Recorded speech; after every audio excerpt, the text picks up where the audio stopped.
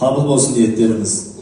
Mevlüt'ün duasını жасаған Қазақстан Müslümanlar Dini Басқармасының жанынан құрылған ғұламалар кеңесінің мүшесі, саңлақ сахабалар, кемелдік, кілті, тағы да басқа көптеген діни еңбектердің авторы, Нұр Мүбарак Ислам университетінің профессоры Алау Әділбаев ағамыз. Қош келдіңіз аға.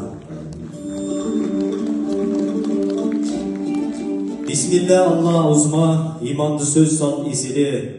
Ибалы жұрттың алдында сөз сөйлейінші көсіле. Раббым Алла, дінім Ислам, деп өтіп еді-ау ғұмырдан пайғамбарымыз кешегі.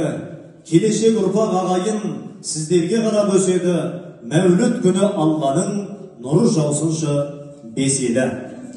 Пайғамбарымыз ескі алынып жатқан жерге Алла Тағаланың рахым нұры жауып тұрады. Адам баласының дәрежесін Алла Тағала пайғамбарлар арқылы көтерген. Салауат адамның дәрежесін арттырады.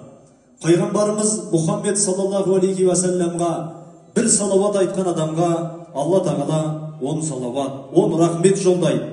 10 күнәсі кешіріліп, дәрежесі 10 есе көтеріледі. Өзімізге ешқандай дұға қылмай жүрсек те, пайғамбарымызға салауат айтып жүрген адам екі дүниенің бақытына кенеледі екен. Пайғамбарымыз көрсеткендей ғибратты ғұмыр кешуді баршамызға нәсіп етсін ағайын.